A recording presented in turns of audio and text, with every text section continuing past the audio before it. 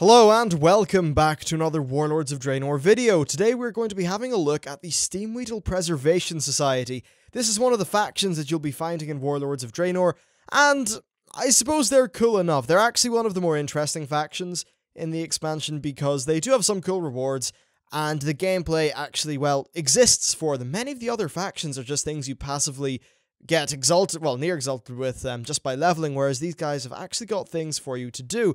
However, unfortunately, I feel like this is a little bit, well, I'll explain what you do to wrap up with these guys, actually. So, there are two main items. There are Gory and Artifact Fragments, and then there are High Maul Relics. So these are both items that you can get from various places. A lot of Ogre mobs, especially the elite ones, will drop High Maul Relics, and then lots of the weaker mobs in this surrounding area will drop the Gory and Artifact Fragments. You end up turning these things into this NPC here. Now, turning in the High Maul Relic will give us a nice little wad of XP, 350, and then turning in Fragments will give us, I believe, 250. That's the main way in which you're going to get reputation. You basically need to farm up those items. However, there is something else that's going on here. This guy will ask you to get various items from rare mobs that spawn around here. Now, these mobs are, I think, designed to be tackled by 2 players.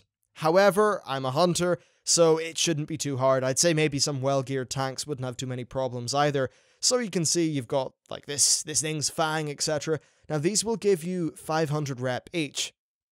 And I'll show you a bit of footage of me just going out and getting that stuff in a bit. But first, let's just talk about the things that you actually get from rep. I'm not going to grind this all the way up to Exalted, but I will tell you what the items are. So there's the Portable Goon Squad, which is pretty cool. It's a trinket, which means that your abilities have actually got a chance of summoning a NPC to fight beside you, which is pretty cool. There's the Domesticated Razorback as a mount, which is nice. There's a title called the Conservationist. There's also a Talbot. There is a contract, which will give you a follower that's based off this faction. You can also get a River Calf pet, which is, I think, pretty cool. There's also a Forest Sproutling pet, and a toy called the Goblin Hot Potato, which is just like a bomb thing you can throw at other players. And then finally, there is the Steamwheedle Elixir. This is an elixir, which will give you a chance to deal fire damage, and will increase your movement speed by 5%. It's only usable in the Grand. Not particularly interesting, frankly. Anyway, now that I've went through what's going on here, let's just have a bit of a search for some of these harder mobs, which hopefully are going to be decently, well, maybe decently challenging. We'll see how it goes. Anyway, I will cut whenever I find some of these guys. Okay then, so here is the footage of me just going around and killing these various mobs. Now, this first one is a big hippo. It doesn't do that much. I think there might be a knockback or something like that involved, but really, not particularly hard. It did have about double the health of the other mobs, though, so that was interesting, and I suppose because of that, to some classes that maybe don't have the soloing capability of a hunter, it might come off as being rather challenging. Okay, so this guy is not really much of a problem either. He does this big, like, swirly attack that you just saw there, and then that slam thing. None of these do too much damage, though. Well, none of them did any damage to me in the beta, so not really a problem, but I'd imagine that will be fixed by the time we get to live. Now we've got this big Elixir guy. I think he does a smash thingamajig with his tusks. I found him to be pretty trivial, honestly, so there you go. I suppose that's a thing, right?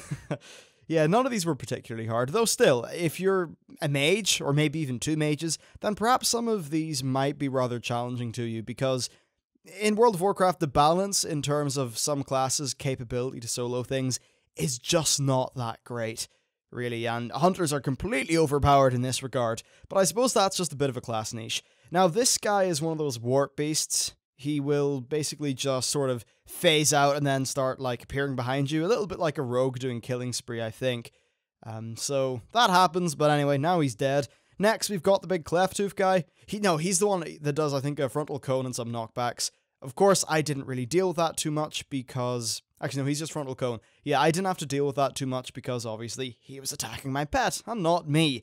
The Elixir, however, was being very annoying and was knocking me back, which was not really appreciated. Total dick.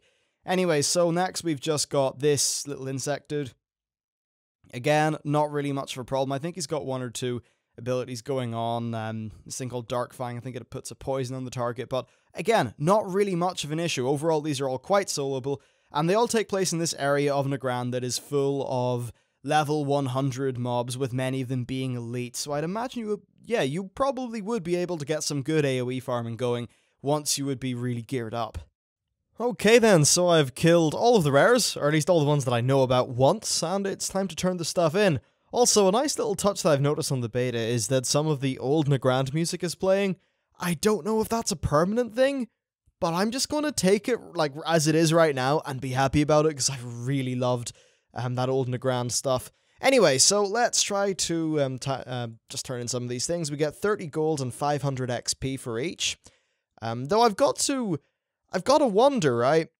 Would it be more efficient to just find a good way to AoE grind some of the weaker mobs rather than just getting these? Oh, I must have missed Direhoof. Ooh. Oh well, let's continue. I'm handing things in. Anyway, yeah, I think it might be better just to AoE grind stuff. I don't really know if these rares are kind of worth it.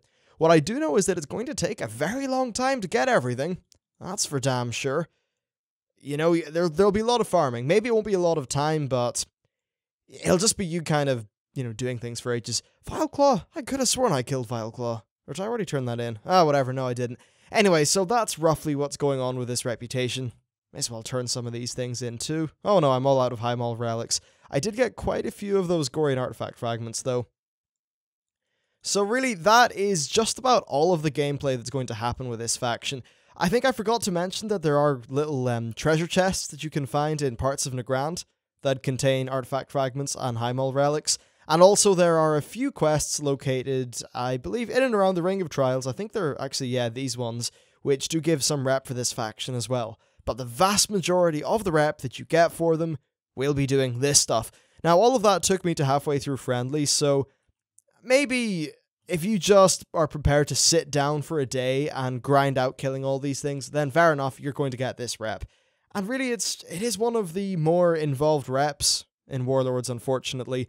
I still feel like we're missing that Netherwing or Argent Tournament. Like, we're missing a meaty rep that's got, cosmetic things, really.